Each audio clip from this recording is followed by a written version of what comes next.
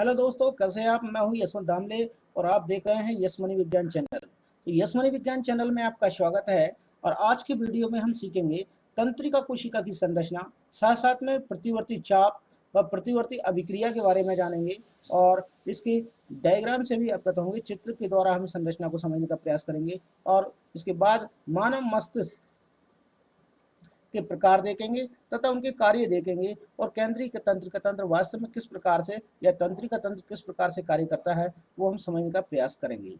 चलिए आइए शुरू करते हैं।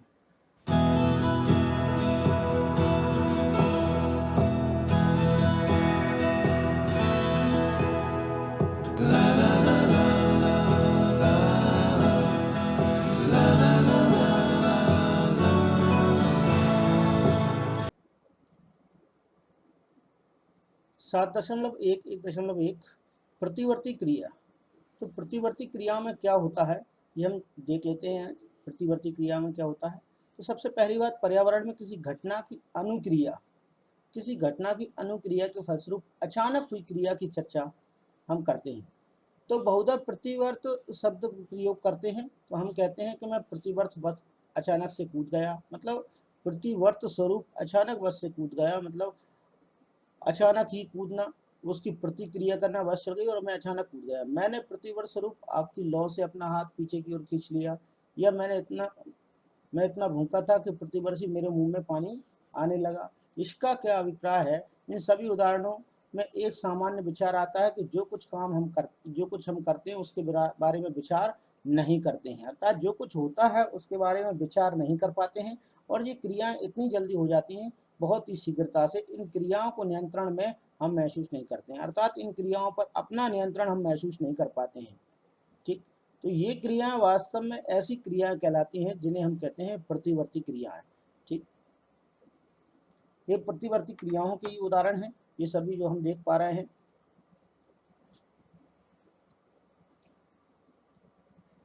प्रतिवर्ती क्रिया देख पाएंगे हम यहाँ पर कि किसी उद्दीपन के प्रति तेज व अचानक की गई अनुक्रिया को प्रतिवर्ती क्रिया का नाम दिया गया है, अर्थात वही प्रतिवर्ती अभिक्रिया कहलाएगी। किसी भी उद्दीपन के प्रति तेज व अचानक की गई अनुक्रिया प्रतिवर्ती अभिक्रिया कहलाएगी। उद्दीपन हमें बाहर से प्राप्त होते हैं, वातावरण से प्राप्त होते हैं, जैसे तेज गर्मी हमें प्राप्त हो जाए या कहीं आग में हमारा हाथ चला जाए तो वो हमें वहाँ से आग का गर्माहट का उद्दीपन मिलता है, तो वहाँ से तुरंत अचानक हाथ हटा लेते हैं, तो यह अनुक्रिया प्रतिवर्ती अनुक्रिया कहलाती है।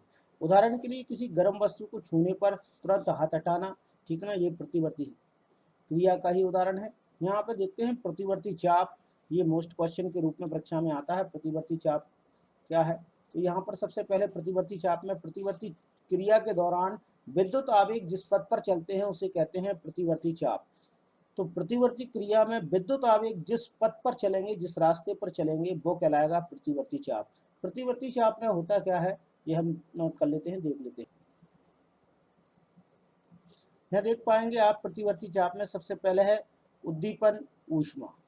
उद्दीपन ऊष्मा से तात्पर्य वह है कि यह सबसे पहले, यदि आप कहीं पर भी वातावरण में मौजूद हैं तो वहां से, वह वातावरण से आपको उद्दीपन प्राप्त होगा। आपके बाहरी अंग को, त्वचा को, नाक को, आंख को, कान को, ये उद्दीपन आपको प्राप्त होंगे। जैसे ही उद्दीपन प्राप्त होगा तो ग्राही अंग एक्टिव हो जाएंगे। ग्राही अंग से ग्राही तंत्रिकाएं, ठीक, ग्राही तंत्रिका जिन्हें हम कहेंगे संवेदी तंत्रिका। तो ग्राही अंग जब एक्टिव हो जाएगा तो सबसे पहले संकेत पहुंचेगा ग्राही अंग में, और ग्राही अंग में जब संकेत पहुंचता है तो ग्राही अंग से संकेत पहुंचाया जाता है संवेदी तंत्रिका द्वारा। ये संवेदी तंत्रिका संवेदना को ग्रहण करके, संवेदी तंत्रिका क्या करेगी, संवेदनाओं को ग्रहण करके वास्तव में इस संवेदना को मेरु रज्जु तक पहुंचाने का काम करेगी। मेरु रज्जु इसके बाद तुरंत उत्तर देगी प्रेरक तंत्रिका को। प्रेरक तंत्रिका क्या काम करेगी, प्रेरक तंत्रिका यहाँ से इस उत्तर को लेकर जाएगी। ये प्रेरक तंत्रिका मैं यहाँ लिख दे रहा हूँ, यहाँ लिखा नहीं है इसलिए। प्रेरक तंत्रिका यहाँ से उत्तर को लेकर जाएगी और जाने के बाद किसे देगी, टारगेट ऑर्गन को देगी। टारगेट ऑर्गन मतलब कार्यकारी पेशी को देगी। कार्यकारी पेशी, यहाँ पर पेशियां काम कर रही हैं, वहां पर ये उत्तर मिलेगा और मिलने के बाद तुरंत ही यहाँ से फिर ये हाथ को हटा लिया जाएगा, अर्थात अनुक्रिया हो जाएगी। ये प्रतिवर्ती चाप की भांति कार्य करता है।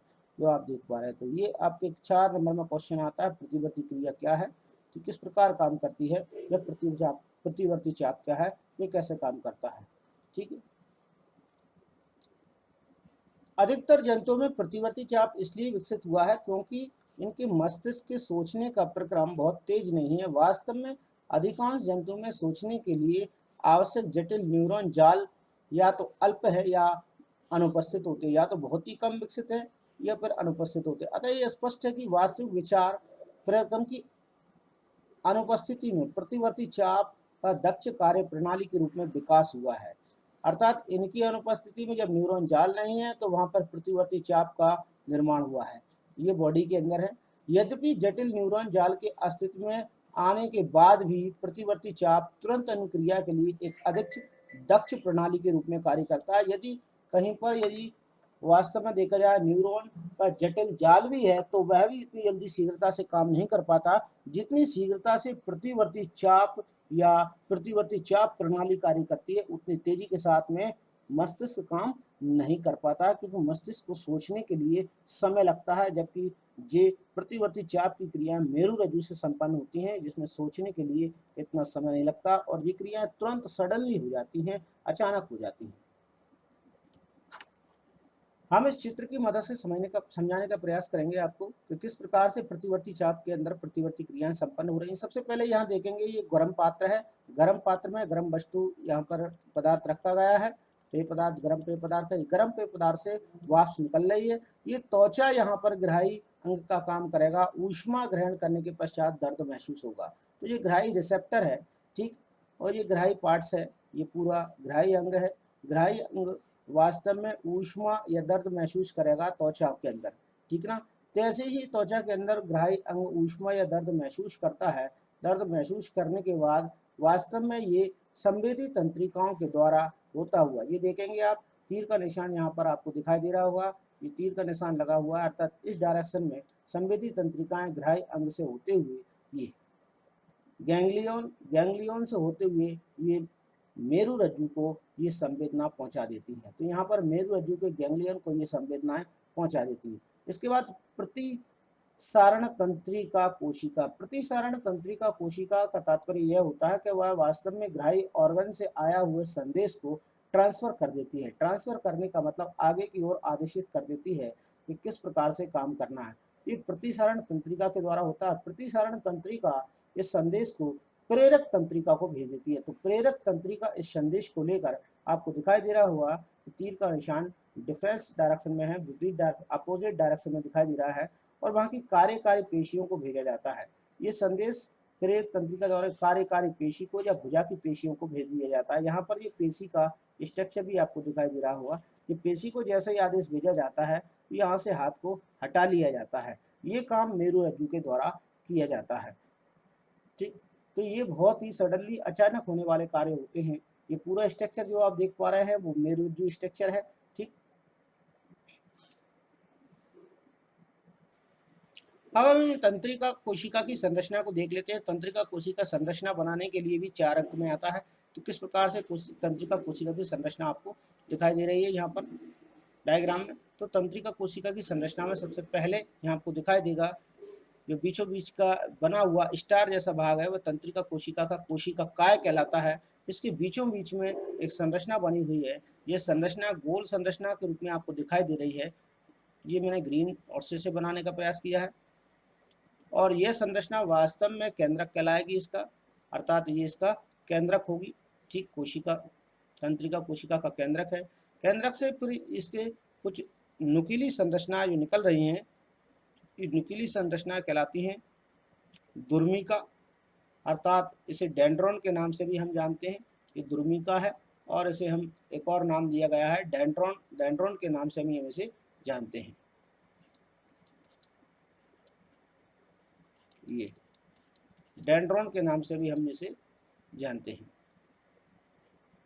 और न्यूक्लियस सिरे से आपको यहाँ पर और भी शाखाएं निकली दिखाई दे रही है। ये वाली शाखाएं जो डेंड्रियंस कहलाती हैं, अर्थात दुर्मिकाएं कहलाती हैं, जिनके नाम को हम दुर्मिकाएं कह सकते हैं।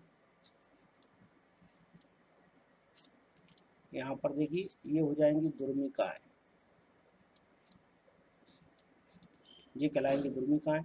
एक और चीज़ यहाँ पर जो बताई नहीं गई, स्पष्ट नहीं की गई है, मैं इसे स्पष्ट कर देता हूँ और रेड कलर से यहाँ पर बताने का काम प्रयास करूँगा। यहाँ पर जो कुछ कण होते हैं, इन कणों को कहा जाता है निसेल्स कण, इन्हें कहा जाता है निसेल्स कण। ये निसेल्स कण कहलाते हैं, जो इसके अंदर होते हैं, जो कि विद्युत आवेग में ट्रांसफर करने का कार्य करते हैं संदेश को। ठीक, अब यहाँ से हम देखेंगे इसकी ऊपर जो वाला भाग है, जो वास्तव में ये आपको अलग कलर से दिखाया गया है, ये होता है माइलिन शीथ। ये आपका माइलिन शीथ कहलाएगा न्यूरॉन का, इसे हम बोलते हैं माइलिन शीथ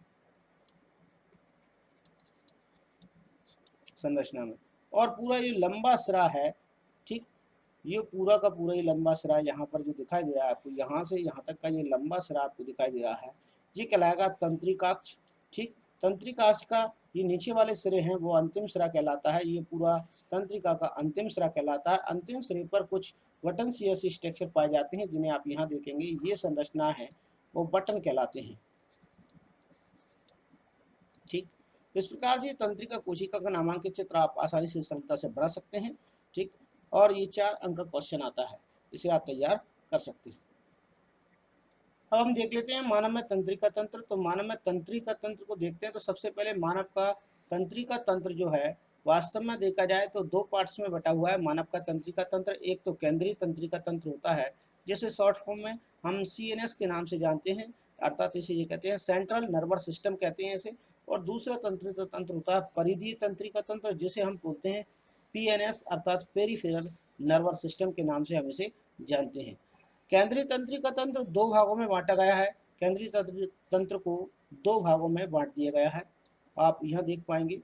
केंद्रीय तंत्रिका तंत्र 2 भागों में बटा है, मस्तिष्क और मेरुरज्जु में। इसके बाद PNS अर्थात पेरिफेरल तंत्रिका तंत्र भी 2 भागों में बटा हुआ है, जिसमें कि कपाल तंत्रिकाएं और मेरुरज्जु की तंत्रिकाएं इसमें सम्मिलित होती हैं। कपाल तंत्रिकाओं में मस्तिष्क से निकलने वाली तंत्रिकाएं सम्मिलित रहेंगी और मेरुरज्जु से निकलने वाली तंत्रिकाएं सम्मिलित रहेंगी मेरु तंत्रिकाओं में। तो इस प्रकार से हमारा मानव मस्तिष्क या मानव का तंत्रिका तंत्र होता है 2 भागों से मिलकर बना होता है। दोनों भाग फिर 2-2 भागों में फिर से बटे होते हैं, जिन्हें आप देख पा रहे हो, केंद्रीय तंत्रिका तंत्र और परिधीय तंत्रिका तंत्र। और फिर से बोलना चाहूंगा मैं, केंद्रीय तंत्रिका तंत्र को मस्तिष्क मेरुरज्जु में बांटा गया है और परिधीय तंत्रिका तंत्र को कपाल तंत्रिका और मेरुरज्जु तंत्रिका में बांट दिया गया है। इस प्रकार से ये इसकी भाग होते हैं तंत्रिका तंत्र के। तो आइए देखते हैं, सबसे पहले मानव मस्तिष्क को पढ़ लेते हैं, मानव मस्तिष्क के बारे में जान लेते हैं। मानव का मस्तिष्क के बारे में हम यदि जानना चाहते हैं तो मानव के मस्तिष्क को वास्तव में देखा जाए तो 3 भागों में डिवाइड किया गया है। इसमें अग्र मस्तिष्क आता है, मध्य मस्तिष्क आता है और पश्चिम मस्तिष्क आता है। फोरगट, मिडगट, हिंडगट, इस नामों से इनको जाना जाता है एक प्रकार से। तो सबसे पहले अग्र मस्तिष्क के बारे में चर्चा करते हैं और अग्र मस्तिष्क को हम देख लेते हैं। अग्र मस्तिष्क हमारा फोरहेड कहलाता है, अर्थात आगे वाला मस्तिष्क कहलाता है, और इसमें यह मस्तिष्क सबसे अधिक जटिल और विशिष्ट भाग होता है। यह प्रमस्तिष्क होता है एक प्रकार से। ठीक, यह प्रमस्तिष्क है और इसके कार्य भी हम यह देख पाएंगे किस प्रकार से इसके कार्य है। तो इसका मुख्य कार्य आप देख पा रहे होंगे, यहाँ पर मस्तिष्क का मुख्य कार्य यहाँ पर हमें दिखाई देगा कि मस्तिष्क का मुख्य काम है सोचने वाला कार्य, ऐच्छिक कार्यों को नियंत्रित करता है, सूचनाओं को याद रखने का कार्य करता है तथा शरीर के विभिन्न हिस्सों से सूचनाओं को एकत्रित करना और उनका समायोजन करना इसका मुख्य कार्य है। भूख से संबंधित केंद्र भी इसी कार्य में सम्मिलित है। तो ये सारे कार्य मानव मस्तिष्क के हैं और मानव मस्तिष्क के अग्रभाग के सभी कार्य यहाँ पर दिए। देखिए अग्र मस्तिष्क के कार्यों को मैंने यहाँ अलग से लिखा है, तो आपको मैं यह बता देता हूँ। अग्र मस्तिष्क है चेतना, बुद्धि, स्मृति, विचार और इच्छा शक्ति का केंद्र कहलाता है। यहाँ पर ये सारे अंदर जाते हैं, बुद्धि का भी है, स्मृति का है, विचार, इच्छा शक्ति का केंद्र है। दूसरे नंबर पर यह बोध का केंद्र है, ज्ञान भी कराता है और मनुष्य के हंसने रोने पर भी नियंत्रण रखने का काम इसी केंद्र का होता है या इसी मस्तिष्क का ये कार्य होता है। इसे आप देख पा रहे हैं, अग्र मस्तिष्क के कार्य है ये। तीसरा कार्य यहाँ पर दिया गया है, यह विभिन्न प्रकार की संवेदनाओं को जैसे भूख, प्यास, ताप, गंध, नींद, थकावट आदि को भी नियंत्रित करने का कार्य करता है। इसके बाद इसमें देखेंगे हम मध्य मस्तिष्क के कार्य। तो मध्य मस्तिष्क के कार्य में यह दृष्टि और श्रवण उद्दीपन को ग्रहण करने का कार्य करता है, अर्थात दो कार्य इसमें मिलेंगे। एक दृष्टि उद्दीपन को ग्रहण करता है, एक श्रवण कार्य को ग्रहण करने का कार्य करता है। ये मध्य मस्तिष्क के कार्य रहेंगे। पश्चिम मस्तिष्क के कार्य हम देख लेते हैं, पश्चिम मस्तिष्क के कौन कौन से कार्य होंगे। ठीक है, तो सबसे पहले नंबर पर दिया गया है, यह अंग विन्यास एवं शारीरिक संतुलन को बनाए रखने का कार्य करता है। यह पेशियों पर नियंत्रण करने का कार्य करता है। ये पश्चिम मस्तिष्क के कार्य है। और साथ साथ में यह अनैच्छिक क्रियाओं पर भी नियंत्रण करने का कार्य करता है, क्योंकि पश्चिम मस्तिष्क वाले हिस्से में ही मेरु रज्जु पाया जाता है, तो इसीलिए ये अनैच्छिक क्रियाओं पर भी नियंत्रण करने का कार्य करता है। पश्चिम मस्तिष्क के भाग देखते हैं। यहाँ पर पश्चिम मस्तिष्क वास्तव में देखा जाए तो पश्चिम मस्तिष्क के यहाँ पर 3 भाग हैं। पहले भाग में आप देख पाएंगे अनुमस्तिष्क इसमें शामिल है, दूसरे भाग में मेडुला शामिल है और तीसरे भाग में पोन्स शामिल है। तो पहले भाग में यहाँ पर अनुमस्तिष्क शामिल है, तो अनुमस्तिष्क का काम है शरीर की संतति संतुलन बनाए रखना, ऐच्छिक क्रियाओं की परिशुद्धि करना, अर्थात जैसे पेन उठाने जैसा कार्य, कोई भी सोचकर समझकर करने वाला कार्य जिसमें संतुलन की आवश्यकता होती है। ठीक है ना। मेडुला अनैच्छिक कार्यों का नियंत्रण करने का, जैसे कि रक्तचाप, वमन आदि को नियंत्रित करता है। पोन्स अनैच्छिक क्रियाओं जैसे श्वसन को नियंत्रित करने का कार्य करता है। कुछ अनैच्छिक क्रियाओं को भी यहाँ पर नियंत्रित किया जाता है, वो इसी के द्वारा संभव होता है, पश्चिम मस्तिष्क के द्वारा। तो आइए हम मानव मस्तिष्क के नामांकित चित्र को देख लेते हैं, किस प्रकार से मानव मस्तिष्क का नामांकित चित्र बटा हुआ है अलग अलग भागों में। आइए देखते हैं मस्तिष्क। यहाँ पर जो बताया गया है अग्र मस्तिष्क, अग्र मस्तिष्क वाला हिस्सा यहाँ पर से ये लेकर अग्र मस्तिष्क वाला हिस्सा पूरा अग्र मस्तिष्क का हिस्सा आता है इसके अंतर्गत। ठीक है, अग्र मस्तिष्क में आपके यहाँ पर पर मस्तिष्क भी है, जो सोचने समझने स्मृति बुद्धि और बोध का केंद्र माना जाता है। ठीक है, ये हाइपोथैलेमस ये भूख प्यास का केंद्र माना जाता है, ये भी इसी के अंतर्गत सम्मिलित है।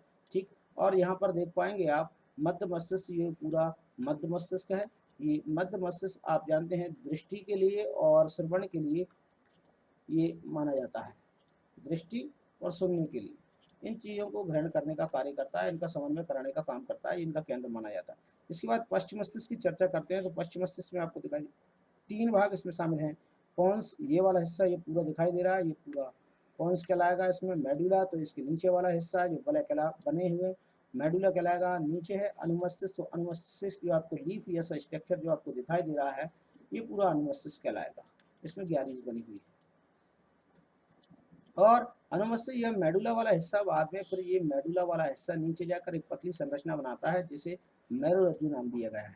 ठीक है, ये नामांकित चित्र जो बनाया गया है वो आप बनाना सीख लीजिए, ताकि आपको 4 नंबर में ये क्वेश्चन आता है तो 4 नंबर के क्वेश्चन में केवल आपको डायग्राम बनाना है और उसके नाम लिखना है, लेबलिंग करना है। इसके बाद आपको 4 नंबर आज सरलता से मिल जाएंगे।